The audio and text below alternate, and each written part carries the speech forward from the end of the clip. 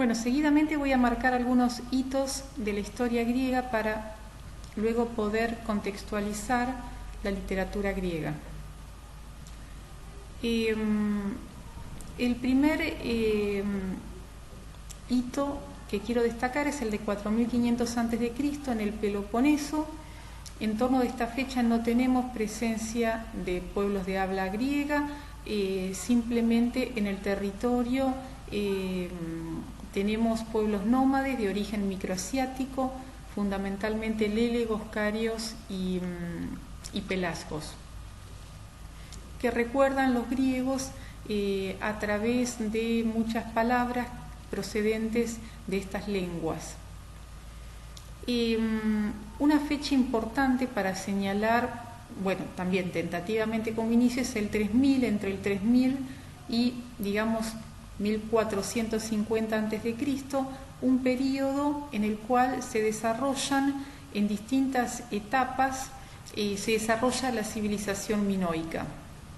La civilización minoica, que tenía como centro Creta, al sur del territorio griego, desarrolló una actividad marítima comercial muy importante en toda la zona del Mediterráneo que involucraba el Peloponeso, hasta aproximadamente el 1600 a.C., que un pueblo justamente ya instalado en el Peloponeso desde el 2000 a.C., los aqueos, justamente un pueblo de habla griega que procedía del norte, establece un dominio especialmente político y económico nuevo en la zona. A estos pueblos de habla griega se les van sumando posteriormente otros pueblos de habla griega, es decir, que usan otros dialectos. Aproximadamente en el 1500 llegan los pueblos de habla jonia, en el 1400 o a partir aproximadamente de esta fecha los pueblos de habla eolia, que van sumándose justamente a la civilización micénica. La civilización micénica, como rasgo político importante que podemos mencionar, estaba basada en un sistema de tipo feudal, con un rey que Anax, que tenía un dominio de tipo político, religioso, económico, sobre señores basileus que tenían un gobierno político sobre sus huestes militares, fundamentalmente con una mirada de carácter expansionista, un ideal guerrero cuyo propósito era justamente saquear, enriquecerse, ganar territorio, fundamentalmente. Podemos suponer que en el marco de la civilización micénica, una de las acciones guerreras destacadas fue la guerra de Troya. La guerra de Troya históricamente se ubica en el siglo XII a.C., entre el 1193 y 1184, duró unos 10 años. Es de suponer, de sospechar que en realidad tuvo que haber sucedido mucho antes de esta fecha, porque justamente en torno a esta fecha, al 1100, comienza a ingresar en territorio griego el último pueblo de habla griega, los dorios, de carácter aguerrido, que sepultaron lo que nosotros mencionamos como civilización micénica, imponiendo una nueva etapa que se llama Edad Oscura o Medioevo griego. Los pueblos micénicos se ven desbordados por estos pueblos aguerridos, feroces, que van incendiando, saqueando, asesinando a los pueblos anteriores de habla griega, al tiempo que se van instalando en lo que vamos a conocer pronto como Laconia o Esparta. Esta incursión en territorio griego produce un desplazamiento de los pueblos, y más allá de que los hacen moverse hacia zonas que no estaban colonizadas, uno de los aspectos más importantes es que los griegos se ven, jonios, eolios, se ven obligados a cruzar el Egeo y a instalarse en las costas del Asia Menor. Para cuando nosotros observamos el panorama de cómo quedan redistribuidos los pueblos de habla griega en el siglo IX a.C., en torno del 800, observamos aproximadamente que los pueblos eolios quedan ubicados al norte del Peloponeso,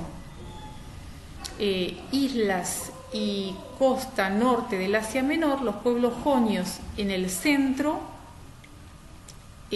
los pueblos dorios en el sur del Peloponeso, sur y centro del Peloponeso, islas del Egeo al sur y la costa sur del Asia Menor, y los aqueos reducidos a lo que conocemos como Acaya. Entre el 800 a.C. y el 360 a.C., nosotros ubicamos la civilización griega. En esa civilización griega vamos a marcar algunos momentos importantes. En el 800 nosotros tenemos el inicio de un proceso social que conduce hacia la formación de las polis.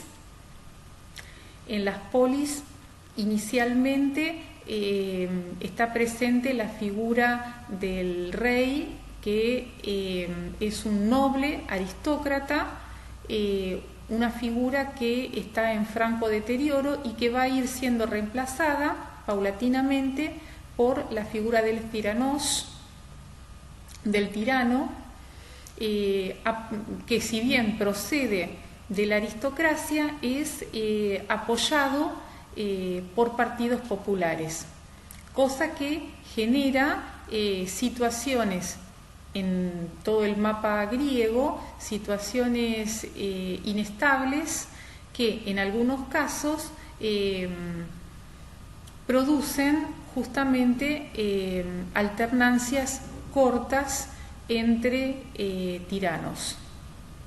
Bueno, esta situación es variada, digamos simplemente que hasta el siglo V a.C., esta es la situación general. A partir del siglo V en Atenas, con la llegada al poder de Pericles, tenemos una situación diferente que supone el inicio de la democracia.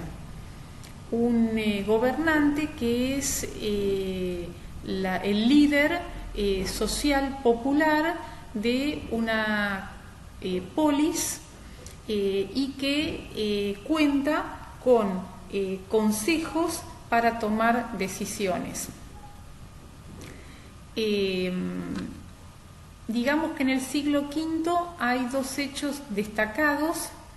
Por un lado, 490, las guerras médicas, el inicio de las guerras médicas. Las guerras médicas son las guerras o las distintas batallas que libraron los persas contra los griegos con la intención de colonizar Grecia, y que fueron repelidos gracias a la unificación de los griegos en contra del enemigo común. Las guerras médicas tienen tres batallas más destacadas: en el 490, en el 480 y en el 479 y finalizan con la victoria griega. Luego continúan algunas otras situaciones de enfrentamientos durante mucho tiempo en la costa del Asia Menor.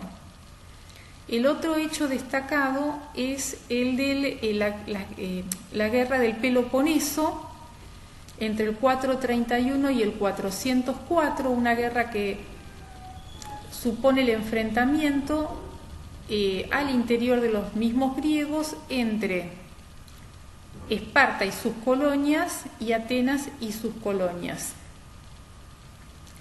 Entre las guerras médicas y la guerra del Peloponeso suele hablarse de la Pentecontesia, un periodo de unos 50 años de paz en que se reconstruye Grecia y tenemos en ese periodo muchas manifestaciones en todos los órdenes que dan cuenta de un esplendor que se vuelve clásico. Bueno, la guerra del Peloponeso finaliza con la victoria espartana y la imposición del régimen de los 30 tiranos, que paulatinamente van llevando al deterioro cada vez mayor político, social y económico de la región. En el 460 a.C. Están generadas todas las condiciones para que Macedonia invada, colonice y conquiste. Algo que en principio favorece a los griegos porque la cultura es la misma, los macedonios también son un pueblo de origen griego que había quedado relegado en el territorio que hoy conocemos como Macedonia y que, liderado por Filipo II de Macedonia, junto con sus huestes, logra avanzar y dominar Grecia. Se abre el periodo helenístico entonces a partir del 360 hasta el 30 después de Cristo. De esa fecha hasta el 476 nosotros hablamos del periodo greco-romano que finaliza con el desmembramiento del imperio entre Arcadio y Honorio. A partir de esta fecha el mundo greco-romano se separa y se inicia lo que llamamos el periodo bizantino hasta el 1453. Es importante mencionar el 529 como un hito en que se cierra por orden de Justiniano el último lugar, el último reducto de enseñanza de cultura griega, que era la Universidad de Atenas. Por supuesto, el periodo bizantino va a mantener su base cultural helénica, a pesar de haber quedado separada del resto del imperio. Entre el 1453 y el 1832 se establece el periodo otomano a raíz de que los turcos conquistan todo lo que había sido, lo que había estado bajo la órbita bizantina. En 1832 los griegos consiguen su independencia. Bueno, ilustro con algunas imágenes este recorrido histórico. Vemos el Palacio de Cnosos, ubicado en Creta, al sur del Peloponeso, los muros del Palacio de Micenas, un mapa que muestra aproximadamente la distribución del mundo griego a partir del siglo VIII a.C., una cerámica de figuras negras que muestra el enfrentamiento entre griegos y persas. Observen la indumentaria que presentan unos y otros. Hay una marcada diferencia entre el atuendo de los persas y de los griegos, inclusive se alcanza a ver hacia la izquierda de ustedes un carro de combate, una de las figuras más emblemáticas del siglo V, el siglo de Pericles, el Partenón, una imagen del teatro en Epidauro, en la Argólida, otra cerámica que muestra el enfrentamiento entre griegos, espartanos y atenienses, y finalmente una imagen, un detalle que muestra a Filipo II de Macedonia.